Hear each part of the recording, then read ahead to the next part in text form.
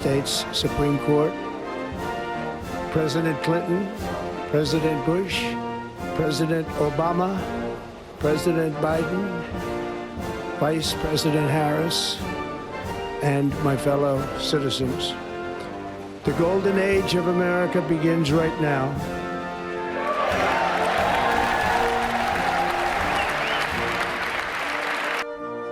Never, ever give up. Just keep going forward. Never stop. It may seem like you have no chance. It may seem like it's over. Never, ever quit. If you're a quitter, I hope you quit right now and stop watching immediately, because you'll never make it. I love building buildings. I have a lot of fun building buildings. The fact is, I do it for fun. I do it for game. I do it for sport. I happen to make a lot of money doing it. If I didn't enjoy it, if I didn't really love what I'm doing, I wouldn't be successful. I wouldn't be sitting with you today. People settle for mediocrity for one reason: they're lazy. I've seen it so often. People go into something, they don't want to go that extra step. They know it's not going to be great. It might be good, it might be okay. It's not going to be great. They settle for mediocrity. They're lazy. The harder you work, the luckier you get. And I can tell you 10 instances where I didn't quit. One, it was 1990, the world was coming down, the debt markets were there, everybody, all of my friends and enemies were going bankrupt. I never did. And the times were actually just terrible. And even today, you look at times and you see what happens, and you have to learn. But the word luck is very interesting. But if I didn't work really hard, I probably would not, almost definitely would not be here today. And unless you had me up as a man who at one point was successful, but let's see what a loser looks like. So you have to work hard, because it is true, you can develop luck through hard work. You're gonna have a lot of people, your parents included, they're gonna be saying, don't do that, don't do that. And you have to listen to them. They're wise, they've been around, they've seen. And sometimes, and I tell people, sometimes they go into a business where basically you can't be successful. You know, nobody's successful. If you can get away from that, get away from it, if you can. But you have to make sure that you do something that you love. Try to go into something that you love that could be a good business. You know, a lot of people go into businesses that are just not good. One of the most important things, never, ever quit. Never quit. You know, I went to a great school. I went to the Wharton School of Finance, and in that school, I met a lot of people heading industry today and over the past, very smart people. But I've watched some of the people grow. I've watched some of the most incredible, brilliant students, and they didn't make it like other people made it because they didn't have that drive. They didn't have that never give up ability. I don't know if it's an ability or if you have it, just you can't quit. And I've seen people quitting. And if they would have held out longer, they would have been successful. I've seen it so much. I've seen some of the most brilliant people in the world that never made it because they were quitters. They were just quitters. They would quit. They just couldn't take it. They couldn't whatever.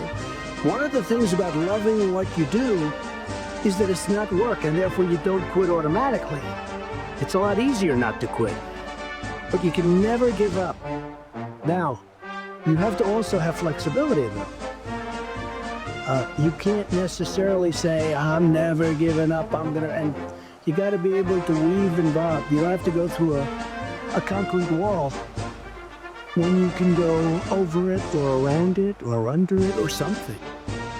You have to have flexibility. You have to always be able to change course a little bit, maybe always with that same goal, but don't quit.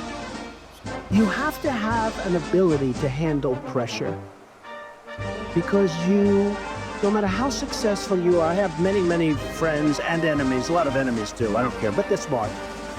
I had a lot of enemies, and I've watched people and I've seen it. And people that can handle pressure can be entrepreneurs, can be successful. Now, I have some friends that are really, really smart, but they can't handle pressure.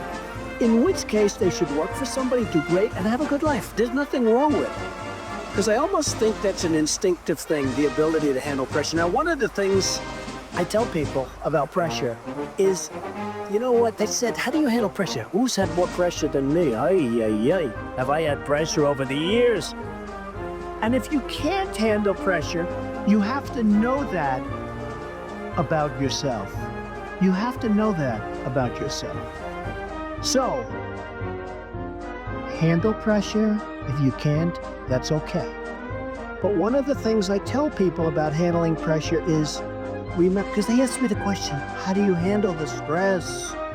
And I actually thought of it to myself, you have to remember, it doesn't matter. God matters, your family matters.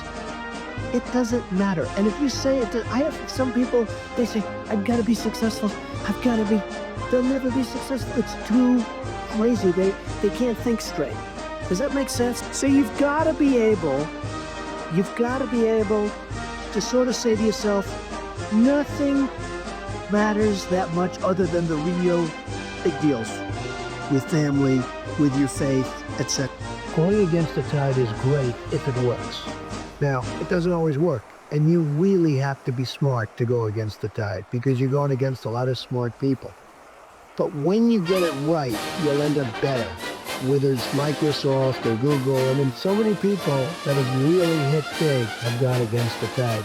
But you have to have great confidence in yourself. You have to be the right person. There are very few people that can pull it off, but when you pull it off, it's great. Same thing in real estate. You go against the tide. People are selling, you're buying, the tide changes. You have to love what you do. If you do it for the money alone, it's probably not going to work. I have friends where I tell them, get out of this business, which is a good business, and go into another business, which isn't as good a business, because they like the other business better. They'll do better in a less good business, so to speak.